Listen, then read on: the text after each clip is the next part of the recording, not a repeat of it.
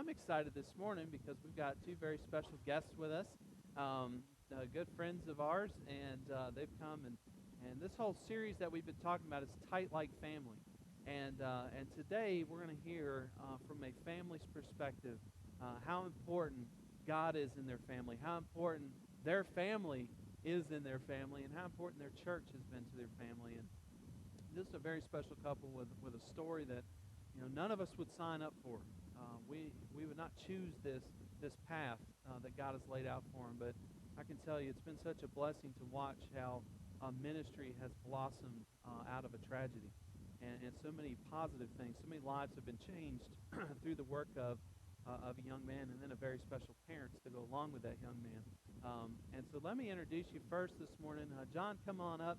John is a retired full-bird colonel from the Air Force, and now works out at Mooney Air Force Base, but has been just one of those role models that you look at. You know, a godly man, a great leader.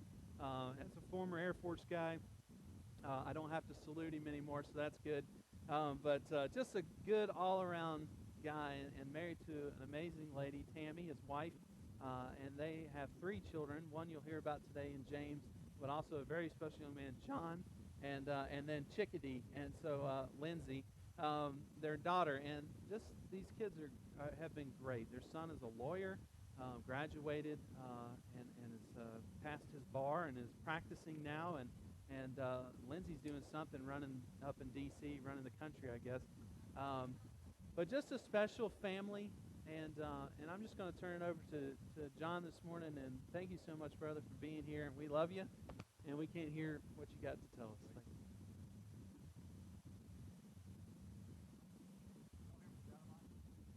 Do you need one?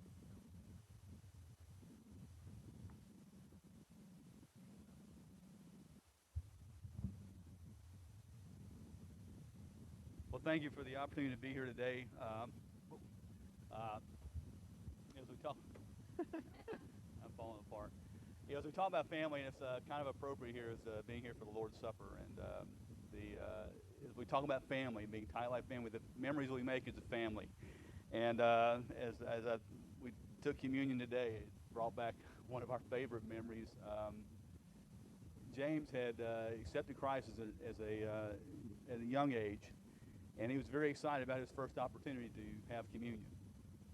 And we were at Northside Baptist Church there in Valdosta, and we did it on Sunday nights, well, which also conflicted with Awana. James loved Awana.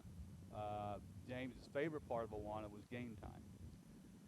But he asked us that night, he was excited about communion. He said, "Can you come get me when it's time for communion?" So after service, the pastor concluded service and we had time for communion. I went back to get James from Awana. Scott Smith, I think, was back there with him. And I went back and said, "James, it's time for communion." Well, game time was going on. So he looked at me, he looked at Scott in game time. He looked at me, he looked back at game time. He looked at me, he looked back at game time. He looked up, he said, "Can you get me at the go plate?" So as we talk about family, we have those special memories of family that come to us, and as I said, that was one special one for us. And Brian provided us a little quick, kind of a synopsis of some key points he wants to hit. And one of them was talking about God has a purpose for you and your family. And what we want to share today is what God has done in our family. Some examples from our family, some of the things we've gone through. You'll see a little bit, you'll hear a little more about James and John, and the entire situation, and how the church as a family came together to help us and continues to help us and walk alongside us on this journey that we really wish we weren't walking on. But as I said, it's great to be here today. And as we talk about the title, I love the title, "Tight Like Family." If you're my generation, my age, I'm 55 years old. You think about tight, it means very close knit. And that's what you look for and hope for in families, people who love unconditionally and can tell each other what they want to hear, what they need to hear. But James, our youngest, would use the word tight too, but he used it in an entirely different context. He saw something he liked, he'd say, "That's tight." Meaning it's cool, it's exciting, and maybe we should look at that, and that maybe we should look at it, family, in that context also, because it's great to be a part of a family. It's great to be part of the family of God. And as Brian mentioned, I've been through a number of examples of family through my 55 years. As we talk about our family, Tammy and I've been married 31 years. Our oldest son John, daughter Lindsay, and our forever 17-year-old James. But through my growth, through the years, I've come to experience a number of other family type situations where we've looked at growing up playing sports. Sports were a big part of my life, and those teammates became part of my family. Um, we They were there when I needed them. We talked about, as we shared James' story, a big part of his testimony, a big part of our testimony is how James was part of the Valdosta Wildcats. And they wrote a book about his senior year, not about James, but James is in the book. And as we talk about family, how we back each other up, during the second game of that season, our quarterback had an extremely rough outing. We had won the first game, but he had a couple of turnovers, and the fans in our section were there and just yelling at the quarterback. They want to replace that quarterback. They wanted to go after him, get somebody else in. They wanted somebody else in that they liked. And this was going on through the first half, and we could see James on the sideline. And he was getting fidgety. He was turning around looking. And Tammy and I sit about 4 rows back from the sideline. And just before halftime, he jerked his helmet off, turned around, and said, "You guys need to be quiet. You need to support your quarterback, support this team. You need to build him up and not tear him down." That's what family does. They support each other. A famous hockey player once said, when trouble comes, it's your family that supports you, and that's what family does. And that's what those teammates did. That's what James did. I attended the Air Force Academy a long time ago, and I endured a lot of experiences with close friends, and those friends became like family to me, people I can call on now for whatever I might need. As Brian mentioned, the military career, as part of your squadron, you become a family member, especially when you work and live and deploy together. But today we want to focus on the biblical perspective of the family, that God ordained the family in Genesis 2, verses 18 through 24. When he wrote, "The Lord God said, it's not good for man to be alone. I'll make a helper suitable for him. Now the Lord God had formed out of the ground all the wild animals, all the birds in the sky. He brought them to the man to see what he would name them. And whatever the man called each living creature, that was his name. So the man gave names to all the livestock, the birds in the sky, and all the wild animals. But for Adam no suitable helper was found. So the Lord God caused the man to fall into a deep sleep. And while he was sleeping, he took one of the man's ribs, and then closed up the place with flesh. Then the Lord God made a woman from the rib he had taken out of the man and brought her to the man. The man said, "This is now bone of my bones, flesh of my flesh. She shall be called woman, for she was taken out of man. That is why a man leaves his father and mother and is united to his wife, and they become one flesh." And that's how we become family, a God-ordained family. And we talk about family with the church being the bride of Christ. And for us, it's kind of fitting to be talking about family in the month of June, because June's a big month for us. Tammy's mom's birthday is June 13th. Lindsay's birthday, Chickadee, is June 14th. James's birthday is June 16th. Tammy's dad's birthday is June 30th. By the way, we got married June 25th. We went to a wedding this past Friday in Atlanta. We were at another wedding yesterday. So family is all around you. And we see so many reminders in the month of June. But family's important. According to Will Durant, it's the nucleus of civilization. We can have fun with our neighbors, with our family members. Our oldest son, John, sent a note to James during James's senior year. He wrote, "I got a letter from Valdosta High School today telling me I was slated to be an honor graduate for the class of 2011. I kindly called them and informed them I had graduated from high school, and they needed to contact you as you're the student currently there. I did, however, let them know that I'm probably the reason you get to be an honor graduate. I'm such a good big brother." James replied, "Well, I certainly appreciate your kind deed. I don't know where I could possibly be without your fame." So we make fun of each other, we laugh at each other, we continue to build each other up. But we recognize also the significance of those family members. And as we write about James, we talk about James. John wrote the following 2 weeks ago on James's birthday. Today would have been James's 21st birthday. As luck would have it, I happened to visit Mount Perrin Church of God in Buckhead yesterday, and I'm so glad I did. The message was about faithfulness, and how that's what God expects of us from us the most. We aren't called to be popular, influential, or rich. We're called to be faithful to our family, to our friends, our church, It was almost as if the sermon was written specifically about James. If there's one word I could use to describe him, it would be that he was faithful. He exemplified that trait in all aspects of his life. So when I think about the person he would be now, if he were still here, I have no doubt he'd still be a shining example of faithfulness. Happy birthday, James. We miss you, but your story and legacy are still changing lives. And as Brian talks about the impact of God in our lives, I read a book years ago called I Am Third by Gail Sayers. It's a movie, those of you old enough like me who know the movie Brian's Song, it's a movie that the book that movie was based upon. And the quote from there says, I am third. It says, God is first, my family and friends are second, and I am third. And that's how we try to raise our families. And so we see the significance of each family member. And we try to teach that families are tight like that, as John talked about his brother. Barbara Bush once said that to us, family means putting your arms around each other and being there. That's what families do. As a church, we're part of that family of God. We're to love each other with the love Christ has for us.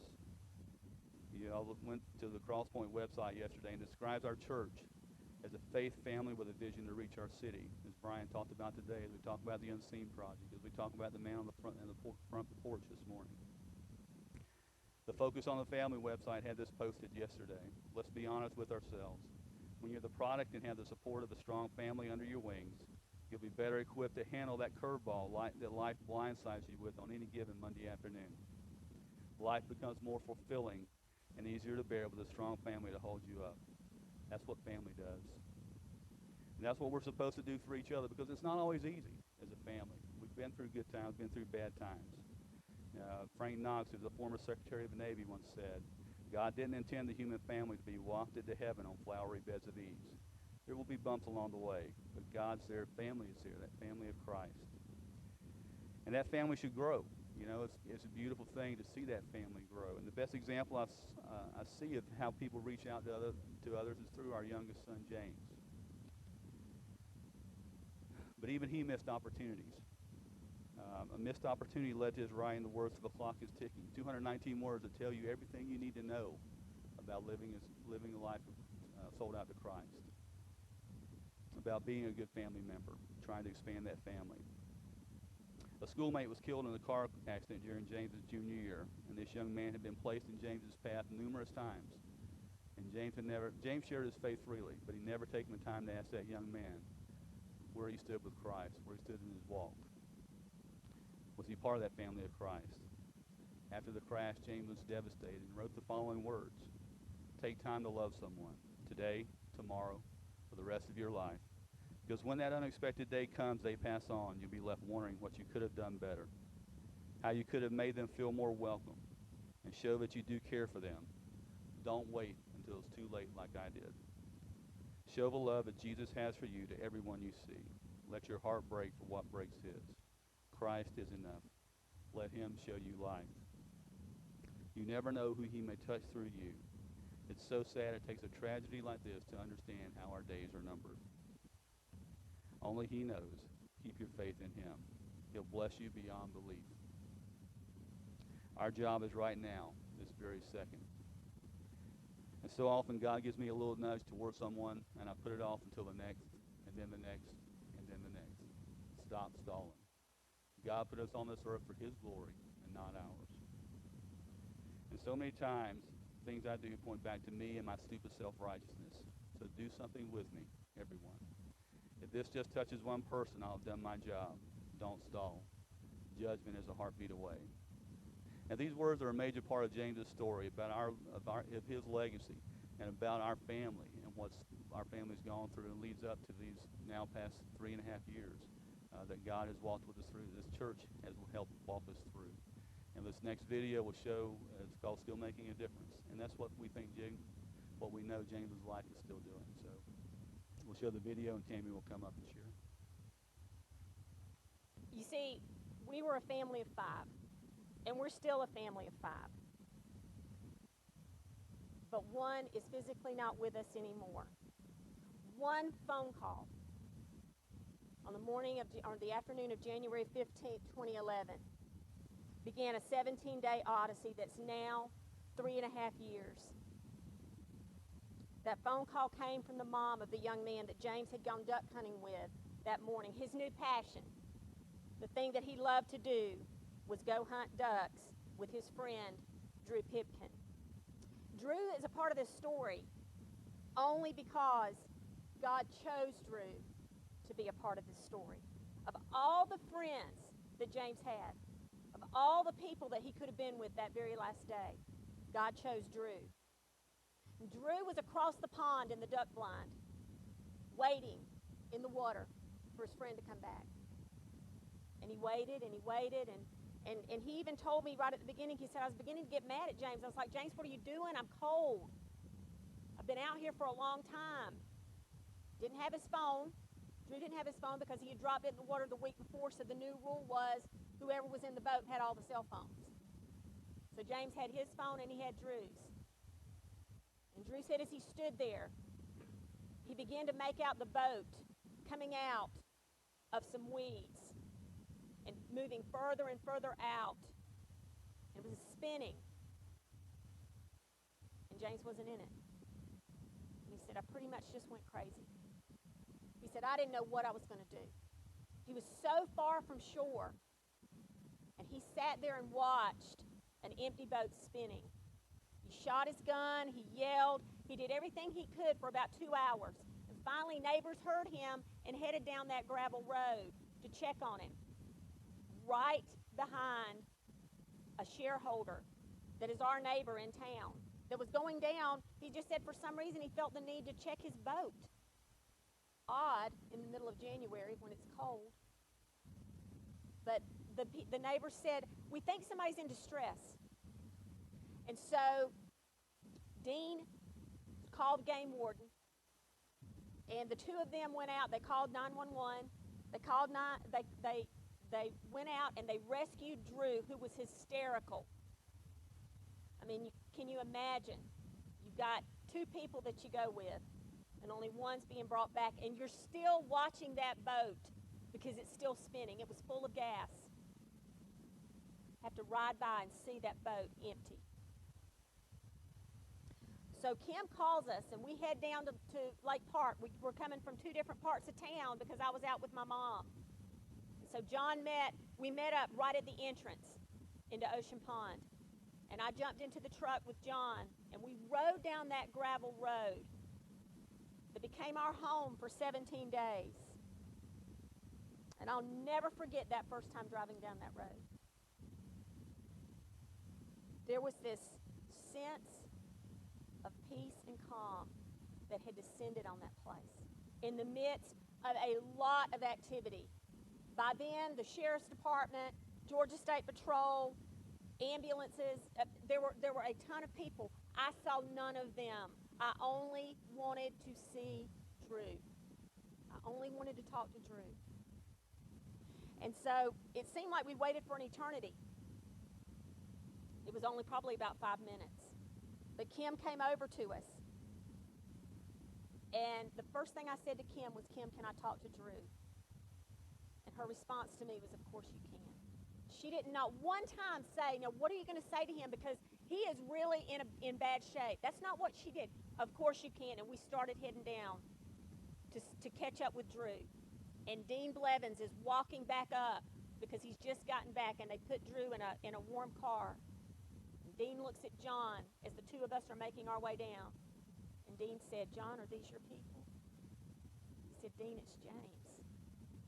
He said, oh, not James. And we showed John the boat that was spinning. I kept my focus. I wanted to see Drew.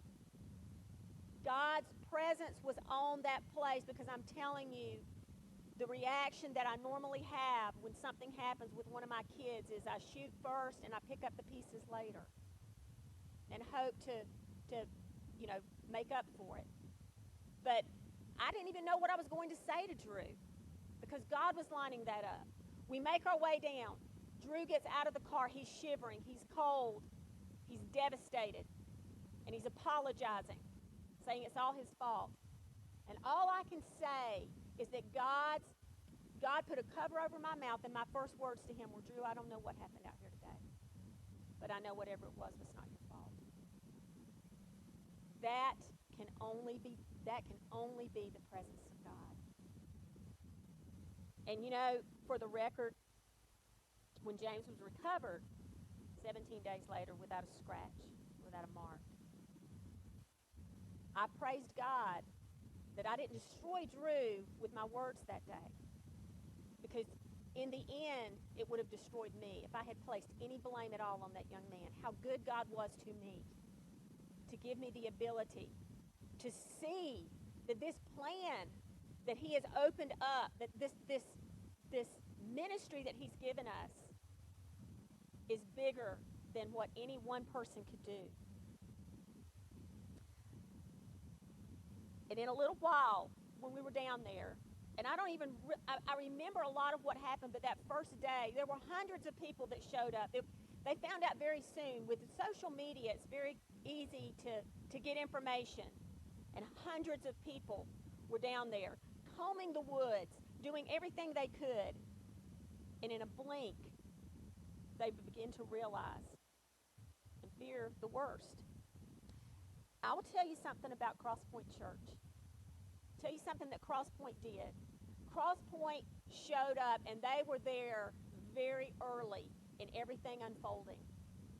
And they were there. There was somebody representing Crosspoint Church the entire time we were down there over that 17-day period. And many of the same people were there every single day. But Crosspoint did something for the youth of Lowndes County and the surrounding areas that I'm not sure any other church could have done. They hosted 3 nights of prayer. They had a prayer service with music and speaking and sharing the hope that can be found in Jesus Christ to a room full of people. It was standing room only. And these people that were there, many of them that never knew James, but they began to learn what he stood for. And they wanted what James had. They wanted to be a part of God's family. When we moved back to Valdosta, James had already found out about Crosspoint. He was excited. He wanted to visit. He found out from a friend that he'd met on MySpace. And so, first Sunday he went, he was hooked. And he went a few times, but then he said to us after a few weeks, because we were kind of going back and forth about what we were going to do, he said, Mom and Dad, I don't care where you go to church, but I feel like I need to be a part of this church. I feel like I need to be a part of Crosspoint, a part of this family that made him feel like he belonged. And so in the fall of 2008, we all joined. We all joined Crosspoint. Greatest decision that we've made, to be a part of a church family that loves and cares so much. He connected with the kids, and that was really, you know, his first few months back. He was a 10th grader at Valdosta High School. His first few months back were difficult at school. He went from being homeschooled into the public school, and not only that, he wanted to play football. He had not played football since 5th grade. He did not get the memo that you don't just waltz onto the team in the 10th grade and say, put me in, coach, I'm ready. So it was a very disappointing few months for him when we first moved back. And none of the people that he had known before had anything to do with him at school. None of those friends. And he was feeling alone. And he was feeling invisible. And I always ask groups that I speak to, have you ever felt alone in a crowded room? And that's what James struggled with as he sat alone at lunch, trying to find where he fit. But he had a friend that he shared a note with, a friend that was in most of his classes. And it was a handwritten note. It wasn't a text. It was a handwritten note. And she had saved it. And she brought that note. She sent that note down to Ocean Pond the second day. And it was what James had written. And this is what he said. I feel like sometimes I'm sunk down so low. Like, why would God accept me back from all the things I've done? I'm on fire for him every Sunday, and then it just extinguishes. And then he said this, I need to learn to keep that flame and spread it, because I feel like I'm here to be a missionary to this school. James saw his mission field as the place that he spent the most time. That's our mission field too. Wherever it is, God has you day in and day out. We get real confused when we think a mission field is where we go once a year for a week to a third world country. Your mission field is every day with the people that you interact with. Are you showing them the love that God has shown you? Are you including them in your family? That's what James had the ability to do.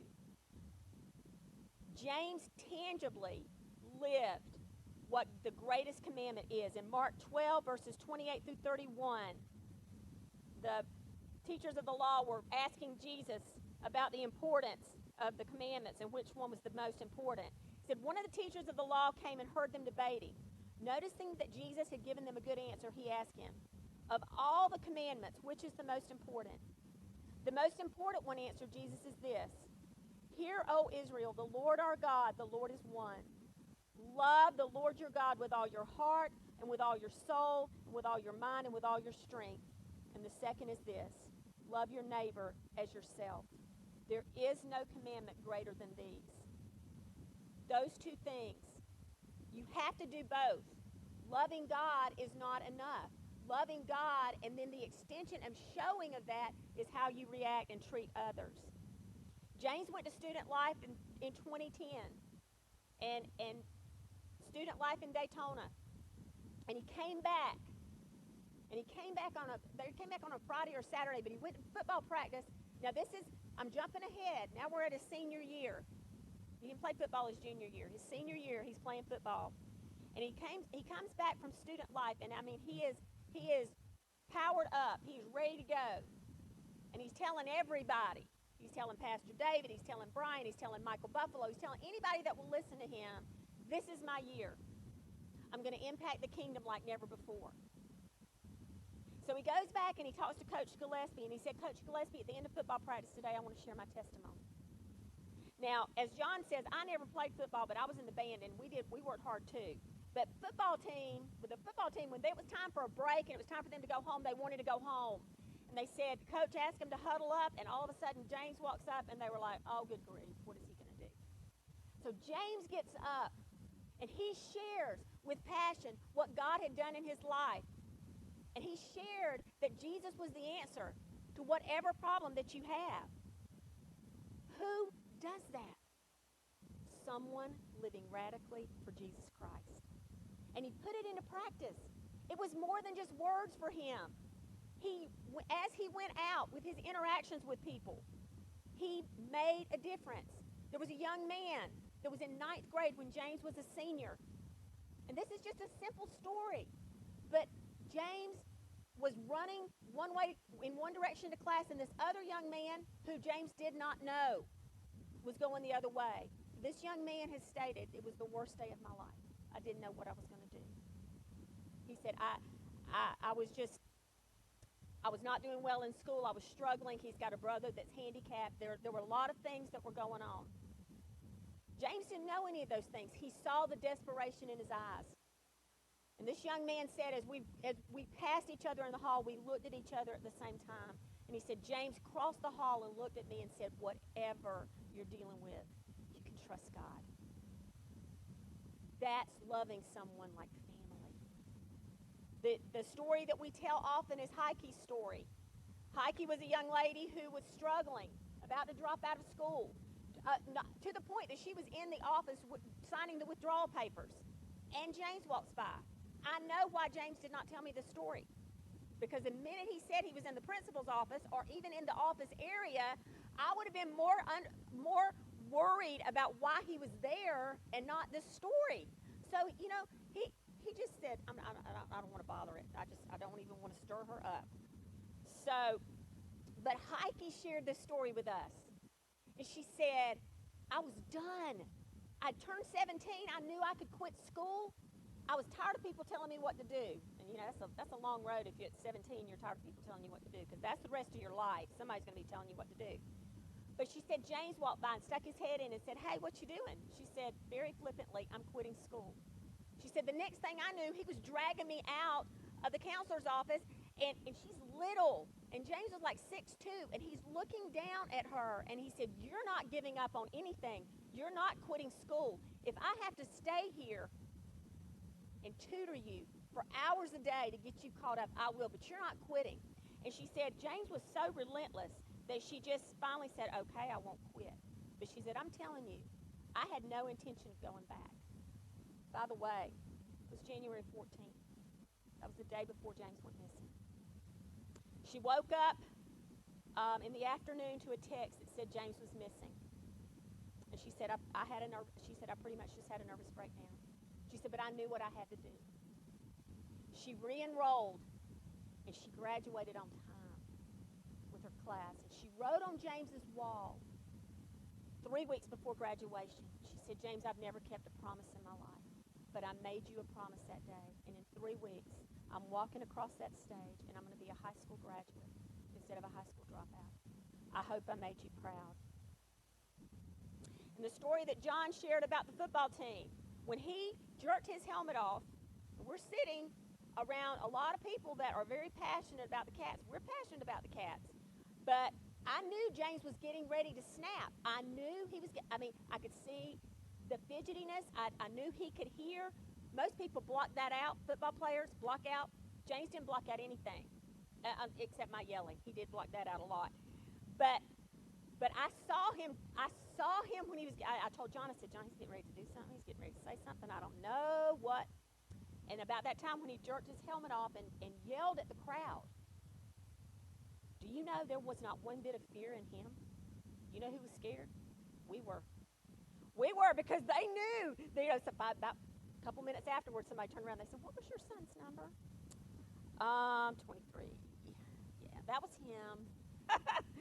But you know what? They quieted down. And they started cheering for the quarterback that was out there. James saw his football team as his family. Tight like family. Social media was his mission field. I'm telling you, some of the things that he wrote, God spoke through him.